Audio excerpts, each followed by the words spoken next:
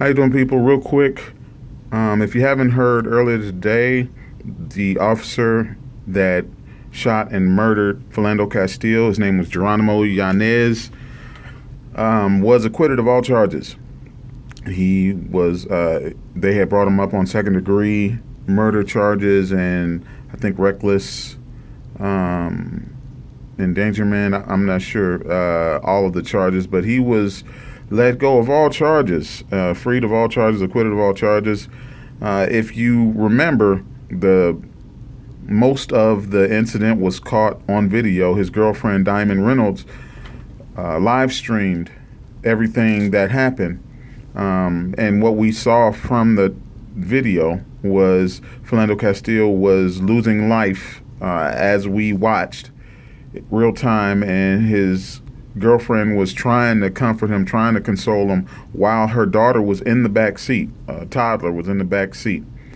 So basically what we're being told is that even though Philando Castile alerted the officer ahead of time that he had a weapon, that he was licensed to carry, he went through that process, even though the officer asked him for his ID and he was reaching to get his ID, and complying with the officer, in full compliance of everything that the officer said, even though he wasn't in the driving seat, his girlfriend was, that no matter what happens, if a police officer shoots you, that they're in the right.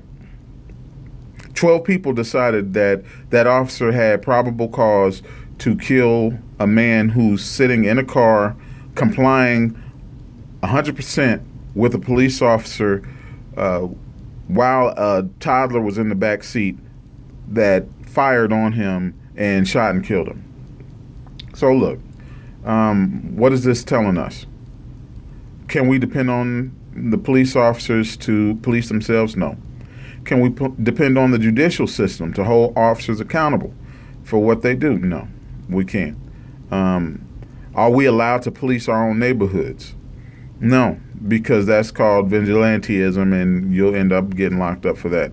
Look, at this point, I'm out of excuses why people shouldn't fire back at police officers. And you know what? That sounds extreme, but it only sounds extreme to people who it will never affect, who will never have that issue, who officers will always give the benefit of the doubt to, who officers will always try to preserve life. An officer has the right to take a life. They don't have the responsibility to take a life. It's not their job to take a life. It's their job to preserve life, actually. That's their responsibility, to preserve life. Yet when it's a black man who's in full compliance with everything you're being asked to do, the officer still has the option of taking his life because they're scared. And we're supposed to accept every ruling that says, oh, well, he was scared, so he had the right to kill your mother or your father, your uncle, your son. Get over it because the officer was scared. You know, look,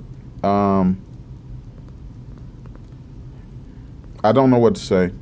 I'm tired of hashtags.